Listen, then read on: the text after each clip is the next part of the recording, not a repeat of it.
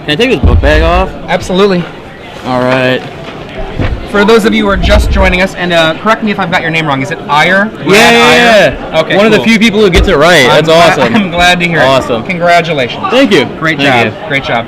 So, when you came into this event, there were 6 of you coming from the Cleveland area that were here? Yeah. We there was one. There were actually there was like one car who was coming up for both days, and I don't. Then we scrounged together a car. Like I don't play Legacy yet. I guess maybe I should learn with the Invitational and everything. But so we got together a car just coming up yesterday. We're just gonna come up and then drive back home to Cleveland, whatever. And didn't quite work out that way. You couldn't drive home because everyone was doing too well. There were 2 of you in the finals from the same store. Like a Kid Force Collectibles? You guys both play at Kid Force. We like to battle there. He also battles a lot down in Akron at Derium's, and there's a number of good stores in the sort of Northeast Ohio region. Right. It's cool, but so there were 3 of us, looking for a room last night, and then 3 of them, Kevin Gerhardt, KG, his brother, and then Dan Musser, good guy Dan. Yep. And they hooked us up. So at I didn't have a change of clothes or anything. So at midnight, I go to a gas station and bought this T-shirt and some deodorant and shampoo and toothpaste and stuff. It was a real grinder, but I'm freeballing it today. But you got to do what you got to do.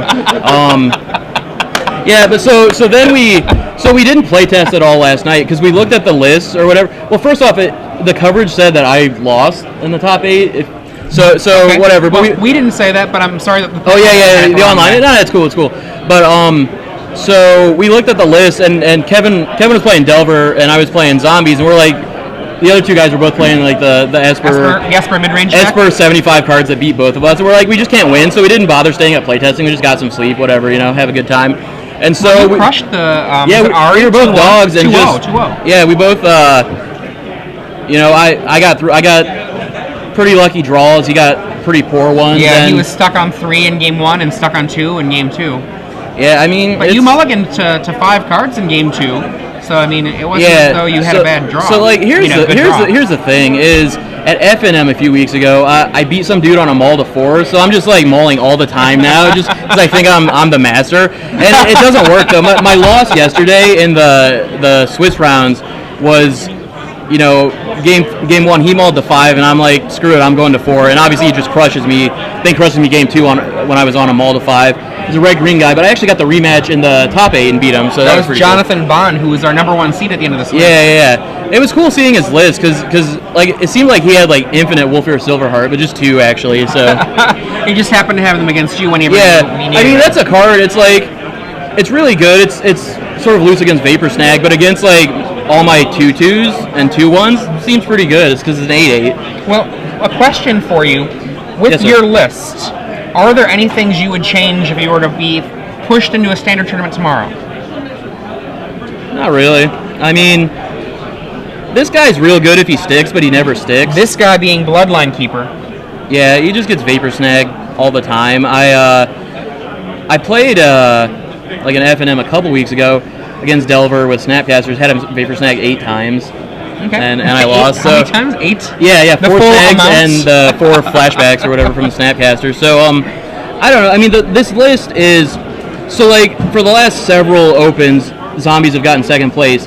This list is the same exact list, except there's one card... I took out a Swamp and put in the 4th Cavern, which was pretty good. And then he had one of these Priests in the main. I just put the Active Aggression in the main. That's really bad and really loose, but it actually won me a game 1 against Esper deck stealing a Sun Titan or something. That's awesome. And rebuying a Blood Artist or whatever. So the sideboard, how do you feel about your sideboard? It's cool. I really wanted Ratchet Bombs because I can't beat token decks, I guess, but no one at real events plays token decks, so it's cool.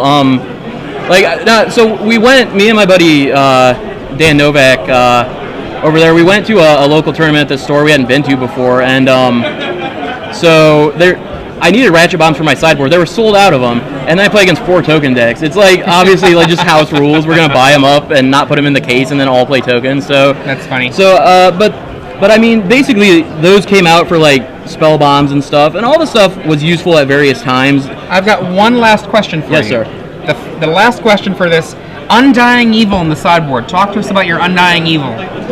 I don't know. See, like, dude never wins. He always gets second, so there's never an interview where he can explain why it's in there. So when you copy a list, you copy a list and just hope it works out. Like, obviously, like, against some creature matchups, you can bring it in. Like I mean, it just depends. It's good if they're killing stuff. Unfortunately, a lot of these matchups is just Celestial Purge, so it doesn't really matter. It didn't come in much at all. Maybe against, I think I brought in one sometimes against the red-green deck, but that was about it. So it sounds almost as though perhaps Undying Evil might be the part that would be a thing to consider cutting if you have some other card you really want to fit in. Yeah, sure.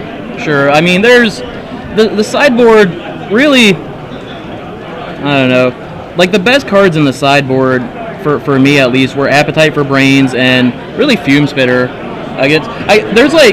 There's goofy combos you can do with like Fume Spitter and Undying Evil and Messenger and removing tokens and just recreating and stuff. So, but I never boarded all of that in because you just I ran pretty hot, but no one can run that hot, Well, sir, it's congratulations to you, Brad, and all right. Hopefully, are you going to go to the Invitational? Where is it? I believe the next one's in Atlanta. Is that correct? Atlanta is our next invitation. I don't travel south of the Mason-Dixon line, so if there's another one in like Indianapolis or something. Well, one of the great things, you can choose which one you want to take it to. So. Okay, sweet. We'll do that. Congratulations, Brad Eier. All right, we're going to get Patrick Chapin back here in a second, and good work. Oh man, I don't get to meet Patrick Chapin at all.